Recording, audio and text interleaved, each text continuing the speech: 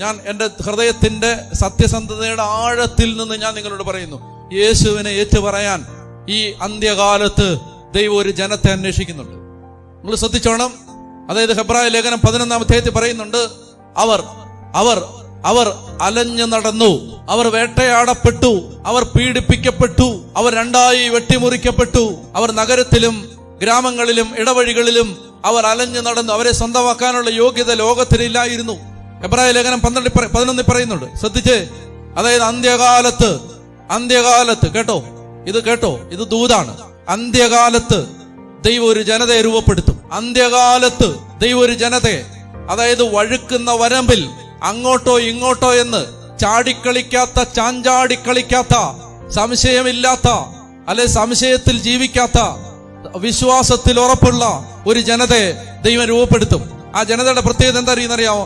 ആ ജനത 100-ൽ 99 പേരും യേശുവിനെ വിശ്വസിക്കാനോ സ്വീകരിക്കാനോ യേശു ഏകരക്ഷകനാണെന്ന് തന്റെ ഇടത്തോടെ പറയാനോ മടി കാണിക്കുന്ന ഒരു സമയത്ത് ദൈവം 100-ൽ ഒരാളെ മാറ്റി നിർത്തിയിട്ട് പറയും, ഇത് എന്റെ ജനം, ഇത് എന്റെ ജനം. അങ്ങനെ ഒരു സെപ്പറേറ്റ് ഗ്രൂപ്പിനെ ദൈവം മാറ്റി നിർത്തും. ശ്രദ്ധിച്ചോണം. റോമർ 11 പറയുന്ന ബാലിന്റെ മുമ്പിൽ മുട്ടുമടക്കാത്ത 7000, അങ്ങനെ ദൈവം കൗണ്ട് ചെയ്യും ഒരു ജനത്തെ. Jesus will count on somebody.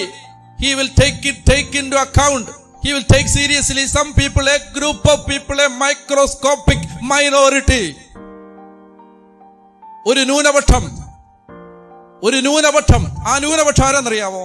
യേശു ഏകരക്ഷകനാണെന്ന് എല്ലാവരും, പള്ളി പറഞ്ഞാലും പട്ടക്കാലം പറഞ്ഞാലും, ശ്രദ്ധിച്ചോണം, പള്ളി പറഞ്ഞാലും പട്ടക്കാലം പറഞ്ഞാലും, ധ്യാനഗുരു പറഞ്ഞാലും പ്രബോധകൻ പറഞ്ഞാലും, യേശു ഏകരക്ഷകനല്ലെന്ന് പറഞ്ഞാലും, യേശു അല്ലാതൊരു രക്ഷകനില്ലെന്ന് പറയുന്ന ഒരു മൈക്രോസ്കോപ്പിക് മൈനോറിറ്റി. മനസ്സിലായോ? ചിലപ്പോ നിങ്ങൾ പള്ളിയിൽ പോകുമ്പോ വികാരി അച്ഛൻ പറയും യേശു ഏകരക്ഷകനല്ലെന്ന്. ചിലപ്പോ അങ്ങനെ വരാം, ഒരു കാലം അങ്ങനെ വരാം. പക്ഷെ അവിടെ ഒരു 10 ചെറുപ്പക്കാർ പറയും യേശു മാത്രമേ ഉള്ളൂ രക്ഷകൻ. അവര് പറയുന്നത് യേശു മാത്രമേ ഉള്ളൂ. അച്ഛൻ പറഞ്ഞാലും പള്ളി പറഞ്ഞാലും യേശു മാത്രമേ ഉള്ളൂ ഏകരക്ഷകൻ. ഞങ്ങൾ അതിനകത്ത് വെള്ളം ചേർക്കാൻ, ഡൈല്യൂട്ട് ചെയ്യാൻ ഞങ്ങൾ തയ്യാറല്ല. യേശു മാത്രമേ ഉള്ളൂ ഏകരക്ഷകൻ. അപ്പൊ പറയും എല്ലാ മതങ്ങളും ഒരുമിച്ച് ജീവിക്കുന്ന ഒരു പോളിതെയിസ്റ്റിക് ഒരു ബഹുമത ബഹുവിശ്വാസ പശ്ചാത്തലത്തിൽ അങ്ങനെ പറയേണ്ടതുണ്ടോ? അപ്പൊ ആ 10 പേര് എഴുന്നേറ്റ് പറയും അങ്ങനെ പറയേണ്ടതുണ്ട്, അങ്ങനെയേ പറയാവൂ. അപ്പൊ അവര് നിങ്ങൾക്കെതിരായാലോ, അവര് നിങ്ങൾക്ക് സ്ഥാനം നഷ്ടപ്പെടുത്തി കളഞ്ഞാലോ, അവര് നിങ്ങളുടെ ജോലി തട്ടിത്തെറിപ്പിച്ചാലോ, അവര് നിങ്ങൾക്ക് കിട്ടാവുന്ന പ്രൊമോഷൻ തടഞ്ഞാലോ, അങ്ങനെ തടഞ്ഞാലും അങ്ങനെ പറയൂ, അങ്ങനെ പറയാവൂ.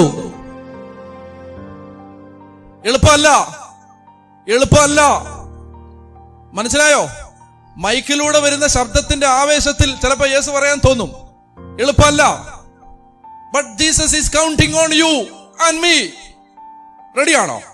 തയ്യാറാണോ? അതായത് കർത്താവേ, ഞാൻ നിന്നെ തള്ളി പറയില്ല, എനിക്ക് പോരായ്മകളുണ്ട്, ഞാൻ ദേഷ്യപ്പെടുന്ന ഒരാളാണ്, എനിക്ക് കോപം വരാറുണ്ട്, എനിക്ക് ഒത്തിരി കുറവുണ്ട്, പക്ഷേ ഞാൻ നിന്നെ തള്ളി പറയില്ല.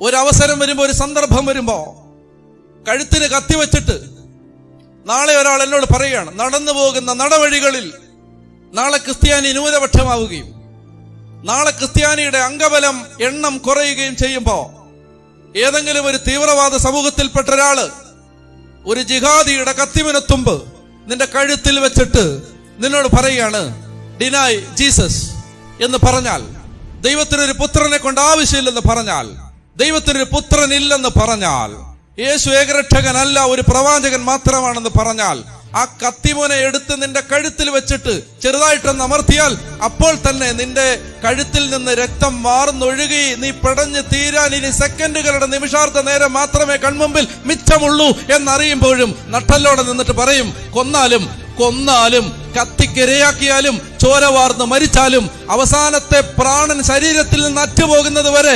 ഒന്നേ പറയാവൂ, യേശു മാത്രമേ ഉള്ളൂ ഏകരക്ഷകൻ.